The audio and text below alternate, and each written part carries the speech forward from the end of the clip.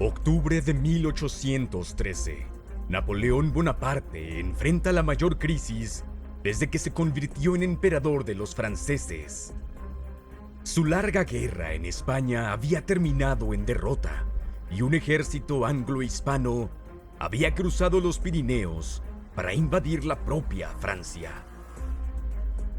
En Alemania, el reino de Baviera había cambiado de bando y se unió a la Sexta Coalición contra Francia. En Sajonia se encontraba rodeado por 4 ejércitos que convergían sobre él. Y aún más, no eran los ineptos a los que había derrotado en 1805 en Austerlitz y Jena. Prusia, Austria y Rusia habían aprendido de sus errores. Ahora estaban mejor organizados, entrenados, dirigidos y más cautelosos frente a Napoleón. La fuerza más grande de la coalición era el ejército de Bohemia, comandado por el mariscal de campo, príncipe Schwarzenberg. Se trataba de un inmenso ejército mixto, con 194,000 hombres y 790 cañones. Al norte, el ejército de Silesia de Blücher y el ejército del norte, al mando del exmariscal de Napoleón, Bernadotte, ahora príncipe de Suecia. 130,000 hombres y 536 cañones. Al sureste, el ejército de Polonia del general Bennigsen, que sitiaba Dresde. Otros 34,000 hombres y 135 cañones. En total, la coalición había desplegado 360,000 hombres y 1,500 cañones, con Rusia aportando la mayoría de las tropas. Una incorporación única al ejército del norte de Bernadotte era una unidad de artillería de cohetes, un sistema experimental basado en el cohete Congreve, siendo el de la imagen de 1830. Y aunque extremadamente imprecisos, sus ojivas explosivas podían ser devastadoras a corta distancia.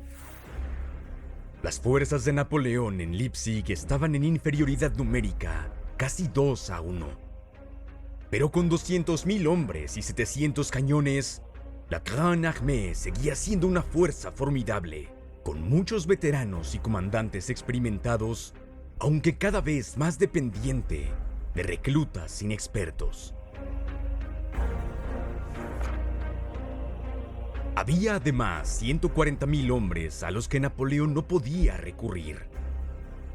El 10º cuerpo del general Raab sitiado en Danzig, el 1er cuerpo del mariscal Saint-Cyr cercado en Dresde, el 13º cuerpo de Davout sosteniendo Hamburgo y varias guarniciones menores sitiadas en toda Alemania y Polonia.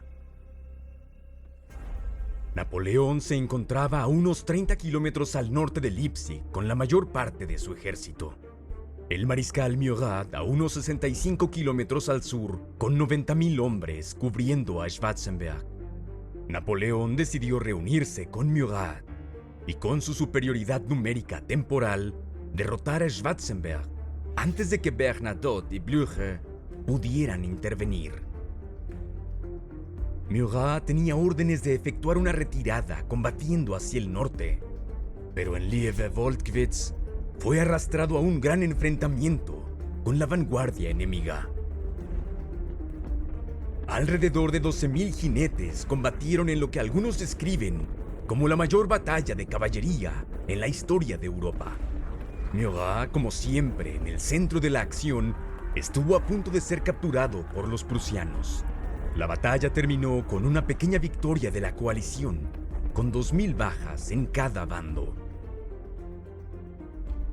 Al día siguiente, Napoleón llega para asumir el mando.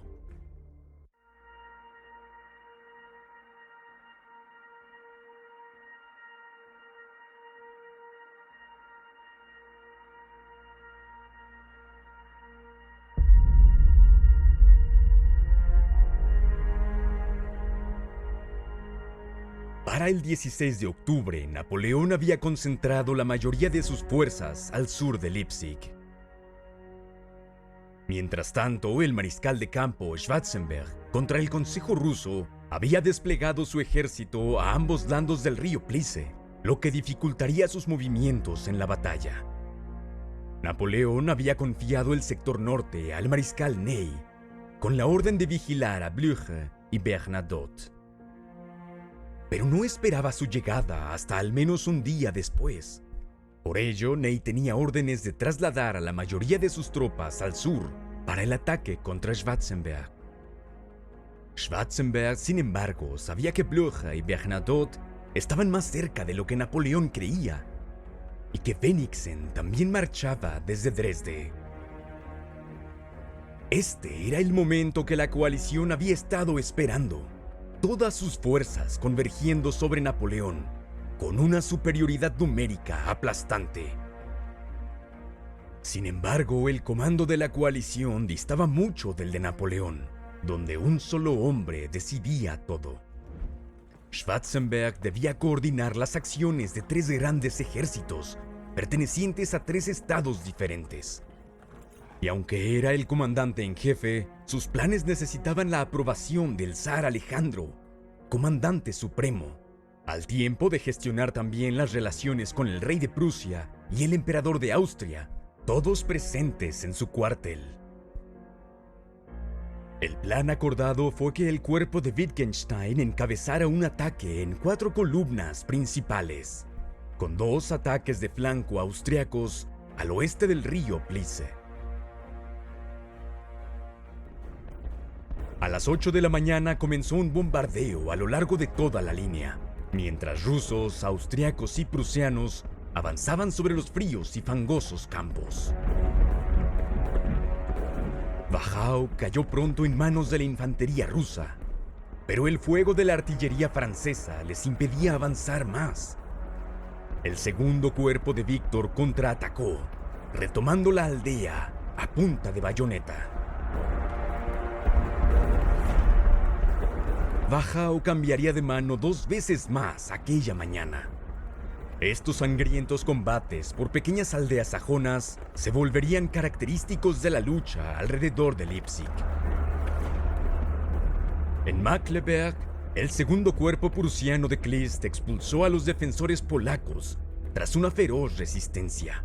En la orilla izquierda del Plice, el segundo cuerpo austriaco de Merfeld luchaba por avanzar sobre terreno quebrado contra aldeas bien defendidas. Su asalto sobre Connewitz se estancó, pero con grandes pérdidas los austriacos lograron afianzarse en Dölitz. En el flanco derecho, hacia las 10 de la mañana, el cuarto cuerpo de Klenau ocupó los altos de Kolmberg y penetró en Liebertwolkwitz.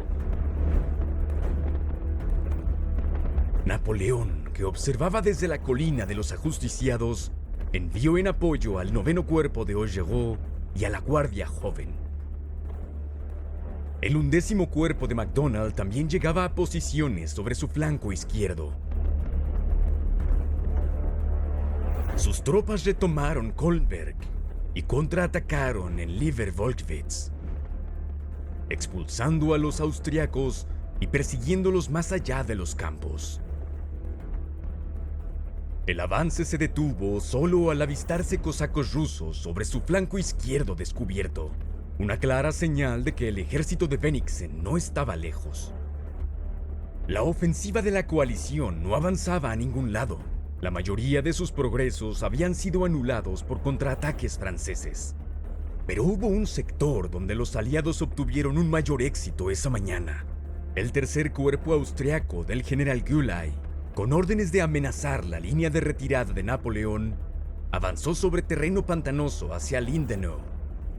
Ney tuvo que desviar al cuarto cuerpo de Bertrand para reforzar la aldea y asegurar que el camino a Francia siguiera abierto. Napoleón esperaba los refuerzos de Ney antes de lanzar su ataque contra Schwarzenberg, pero ahora el cuarto cuerpo estaba fijo en Lindenau. Y llegaron más malas noticias de Ney. El ejército de Silesia de Blücher se acercaba desde el noroeste. El sexto cuerpo de Mahmoud había tenido que dar la vuelta para contener a los prusianos.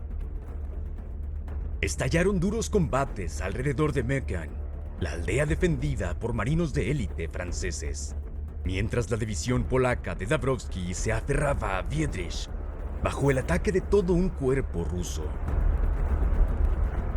Fue una desagradable sorpresa para Napoleón, que creía que Blücher estaba a un día de marcha. Pero el viejo general prusiano, al oír el cañoneo en el sur, había apremiado a sus hombres a lanzarse al ataque. Blücher pretendía atraer hacia sí al mayor número posible de franceses para aliviar al ejército de Bohemia de Schwarzenberg. Sus acciones y la sangrienta lucha por Möckern tal vez hayan salvado a la coalición de la derrota.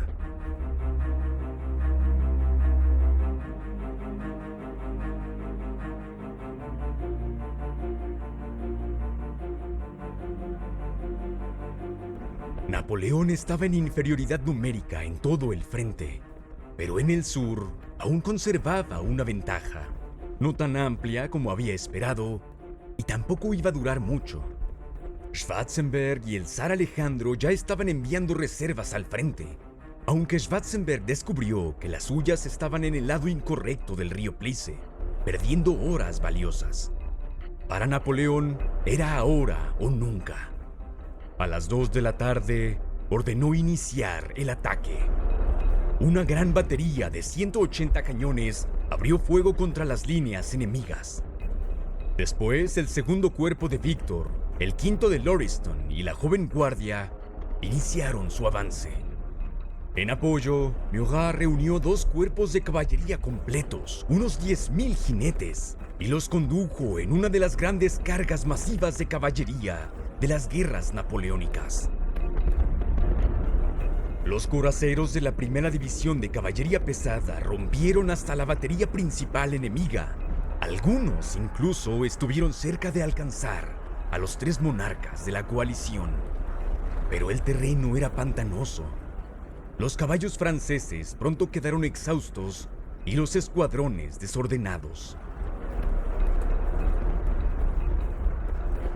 Los coraceros austriacos y la caballería de la Guardia rusa llegaron desde el sur.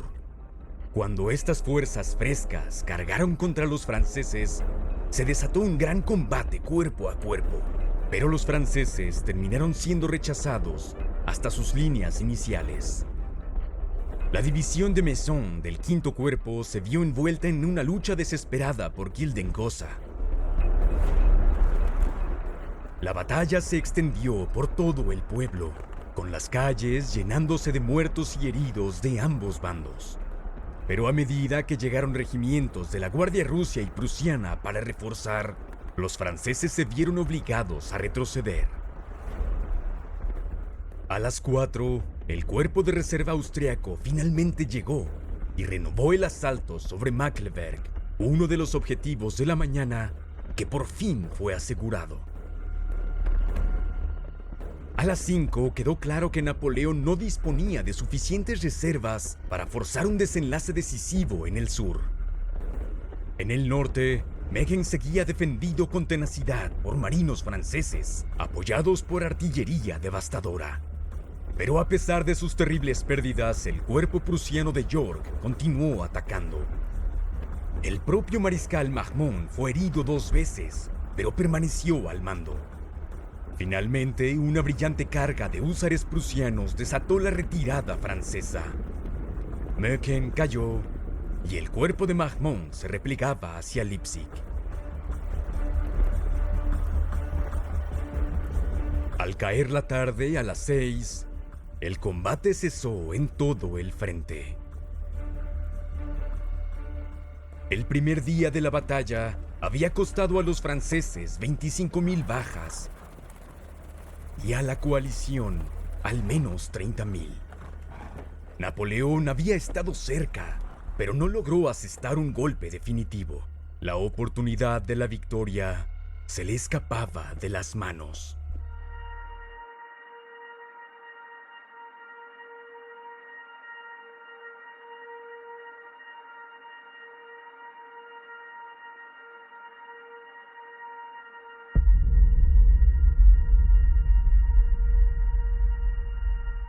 El 17 de octubre trajo una calma relativa, con ambos ejércitos exhaustos por los combates del día anterior. Napoleón necesitaba dar descanso a sus tropas y reabastecerlas, pues la munición escaseaba. También envió un mensaje a su suegro, el emperador Francisco I, sugiriendo un armisticio y ofreciendo finalmente concesiones. Pero los aliados ya no estaban interesados. Sabían que el tiempo jugaba a su favor. El único combate importante ese día ocurrió en el norte, donde Blücher continuó atacando. La infantería rusa tomó Eutrich y Golis. Los húsares rusos cargaron y destrozaron parte del tercer cuerpo de caballería de Ariki. Ese día Napoleón recibió 14,000 refuerzos, cuando el séptimo cuerpo franco-sajón de Rainier llegó desde el noreste. También ese día la coalición recibió más de 100,000 refuerzos, a medida que sus ejércitos seguían convergiendo sobre Leipzig, el primer cuerpo austriaco de Colloredo, el ejército de Polonia de Bennigsen y el ejército del norte de Bernadotte, aunque este último fue duramente criticado por la lentitud con que marchaba hacia la batalla. Al día siguiente, Napoleón enfrentaría una desventaja de casi 2-1. Era momento de que el emperador comenzara a planear su retirada.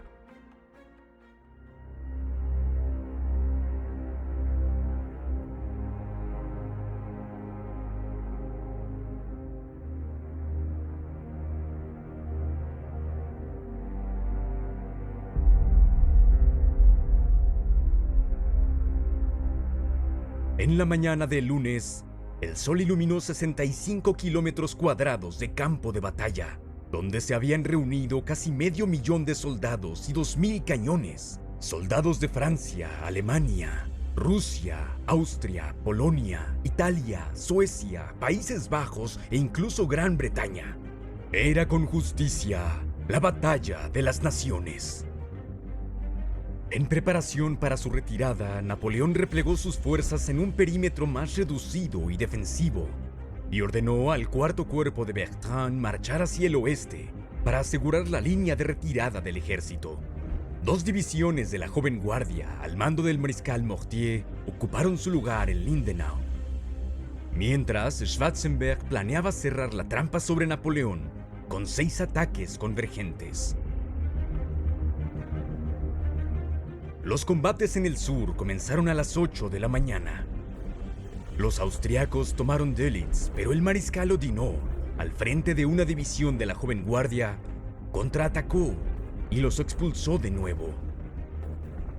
Este revés alarmó tanto a Schwarzenberg que envió órdenes para que el tercer cuerpo de Gyulay se replegara. Las tropas del general Barclay apenas encontraron oposición. Ocuparon Wachau y Liebertwolkwitz, escenarios de encarnizados combates 2 días antes, pero ahora apenas defendidos. Barclay entonces se detuvo, esperando que Bennigsen tomara posición en su flanco derecho antes de reanudar el ataque. Las tropas de Bennigsen tenían más terreno que cubrir, pero hacia el mediodía habían hecho retroceder a la infantería de MacDonald y tomado sus objetivos. Ahora esperarían que el ejército de Bernadotte se uniera por la derecha, pero de nuevo el ejército del norte avanzaba con excesiva lentitud, lo que muchos atribuían a su comandante, que parecía extremadamente cauteloso de enfrentarse a su antiguo señor. Blücher, por el contrario, no dudó en lanzar a la infantería rusa contra las defensas septentrionales de Leipzig, aunque el ataque fracasó con fuertes pérdidas.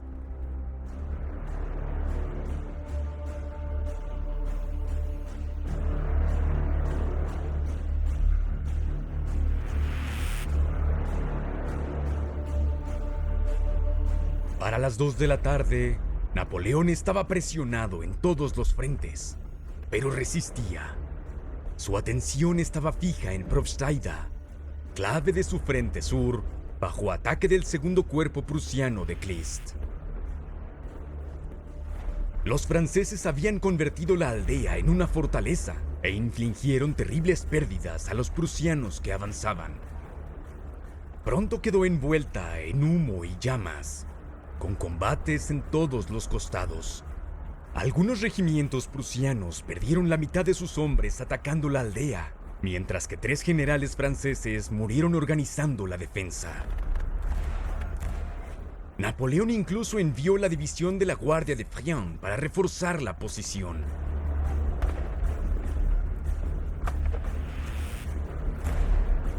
En el norte, el ejército de Bernadotte al fin entraba en combate decisivo. Marmont había reunido 137 cañones alrededor de Schönefeld, que disparaban contra las filas rusas. En respuesta, Bernadotte concentró 200 cañones propios. Los campos pronto se cubrieron de muertos y heridos, pues el peso de fuego hacía imposible avanzar a cualquiera de los bandos. Hacia las 3 de la tarde, el cuerpo prusiano de von Bülow, apoyado por cazadores austriacos y su pequeño destacamento británico de cohetes, atacó Paunsdorf. El 7º cuerpo de Reyne no pudo resistir el embate. Una hora después, unos 3.000 soldados sajones cruzaron las líneas, se pasaron al enemigo y se rindieron. Los sajones estaban profundamente desilusionados con sus aliados franceses. Su mayor deseo era poner fin cuanto antes a una guerra que había devastado su tierra por meses. El hueco en la línea creado por la deserción sajona fue pronto cubierto por la caballería de la guardia. Pero el arrollador avance de la coalición no podía detenerse. Al caer la tarde, bajo la implacable presión rusa, Marmont abandonó las ruinas ardientes de Schönefeld, mientras los prusianos tomaban Sellerhausen. En el sur, Probstheida aún resistía, pero la situación para Napoleón era desesperada. El tercer día de combates había costado otras 25.000 bajas a cada bando. El ejército de Napoleón estaba exhausto, superado en número, cercado y con municiones críticas en extremo. Finalmente, el emperador dio la orden de retirada.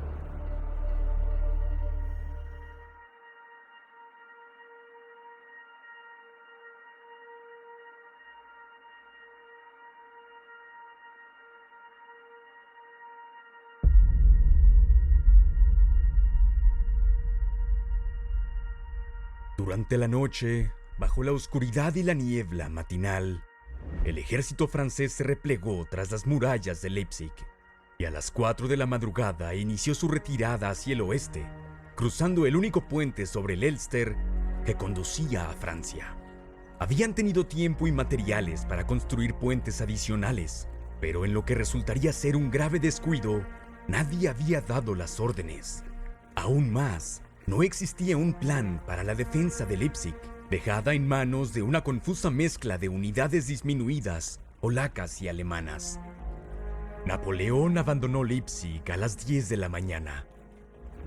Tras él, la ciudad caía en un creciente caos y confusión, con calles atestadas de tropas, cañones y carretas.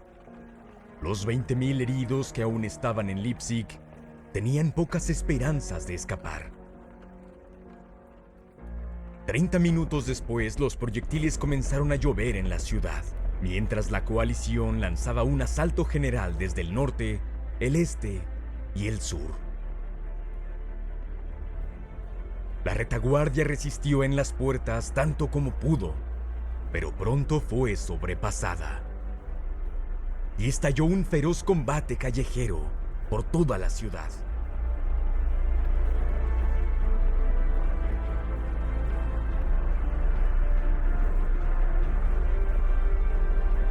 Una barcaza cargada con pólvora había sido amarrada bajo el puente del Elster para que pudiera ser destruido rápidamente tras el cruce de la retaguardia. Pero a las 2 de la tarde, un cabo encendió la mecha al ver soldados rusos en la otra orilla. Aunque el puente aún seguía abarrotado de tropas, carros y caballos. El puente fue destruido en una gigantesca explosión que dejó atrapados a 30.000 hombres y 30 generales en el lado equivocado del río. Estalló el pánico entre quienes se encontraron súbitamente aislados. La mayoría fueron hechos prisioneros y algunos intentaron escapar nadando, entre quienes estaba el príncipe polaco Poniatowski, nombrado mariscal apenas 3 días atrás. Debilitado por sus heridas, montó su caballo y se lanzó al río. Pero cuando el animal intentó trepar por la orilla, rodó sobre él y lo ahogó. El mariscal MacDonald también había quedado atrapado por la explosión y decidió escapar o morir en el intento. Encontró un punto donde los ingenieros habían derribado 2 árboles a modo de puente improvisado y se lanzó. Y ahí estaba yo, con un pie en cada tronco y el abismo bajo mis pies. Soplaba un viento fuerte, llevaba un gran manto y temiendo que alguien intentara agarrarlo, me deshice de él. Ya había cruzado 3/4 partes cuando algunos hombres decidieron seguirme. Sus pasos inseguros hicieron temblar los troncos y caí al agua. Por fortuna podía tocar el fondo, pero la orilla era empinada, el suelo flojo y resbaladizo. Algunos hostigadores se acercaron, dispararon a quemarropa y fallaron, y algunos de los nuestros que estaban cerca los rechazaron y me ayudaron a salir. Estaba empapado de pies a cabeza, sin aliento y sudando intensamente por el esfuerzo. El mariscal Marmont, que había cruzado temprano en el día, me dio un caballo. Yo quería ropa seca más que nada, pero no había forma de conseguirla. La pérdida del puente convirtió lo que ya era una dura derrota para Napoleón en una desastrosa. Ese mismo día, los 3 monarcas aliados se reunieron en el centro de Leipzig para celebrar su gran victoria. La habían obtenido a un costo enorme. Es imposible establecer cifras exactas, pero en 4 días de combate, los ejércitos de la coalición sufrieron al menos 52,000 bajas. Napoleón, que menos podía permitirse tales pérdidas, salió peor. 47,000 muertos y heridos, 35,000 prisioneros y 325 cañones perdidos. En Leipzig murieron y fueron heridos más hombres que en cualquier otra batalla europea antes de la Primera Guerra Mundial. Sir George Jackson, embajador británico en Austria, recorrió el campo de batalla con Metternich, ministro del Exterior austriaco, 2 días después. «Jamás contemplé un espectáculo más repulsivo y nauseabundo», escribió. «Difícilmente podíamos avanzar un paso sin topar con el cadáver de algún pobre hombre, cubierto de heridas y coágulos de sangre. Otro quizás sin un brazo o una pierna.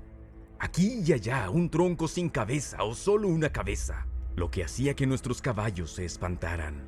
Se le helaba a uno la sangre al mirar los rostros vueltos hacia el cielo de los muertos. Atravesamos este campo de gloria tan rápido como pudimos».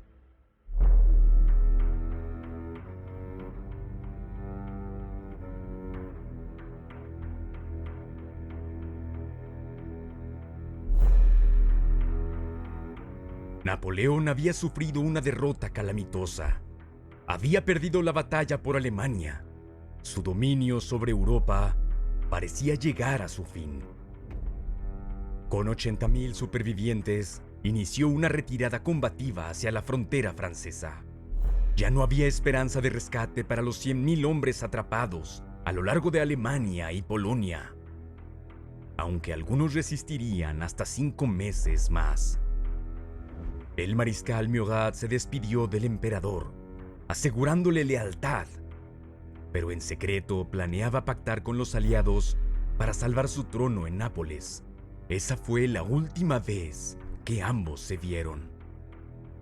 11 días después de la batalla de Leipzig, los antiguos aliados de Napoleón, los bávaros, intentaron bloquear su escape en Hanau con 40,000 hombres. El comandante bávaro von Wrede había servido con Napoleón en muchas campañas, pero al ver su despliegue de batalla, Napoleón comentó: «Lo hice conde, pero no pude hacerlo general». El emperador francés ordenó entonces a la Guardia Imperial lanzar un ataque que obligó al enemigo a retirarse en desorden.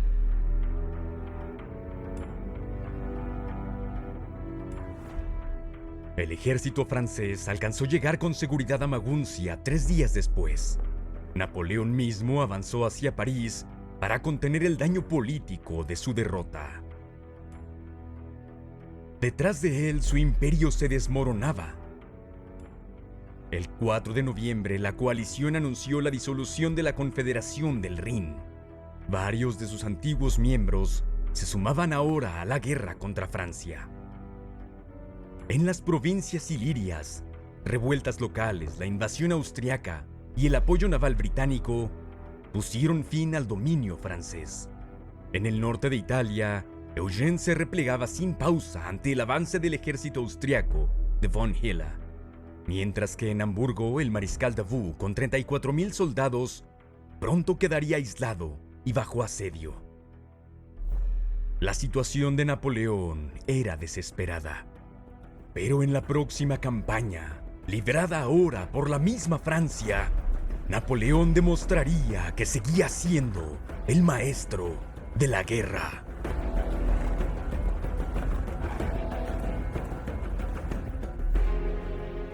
Si el video te gustó, no olvides compartirlo, darle like y suscribirte a Historia Épica.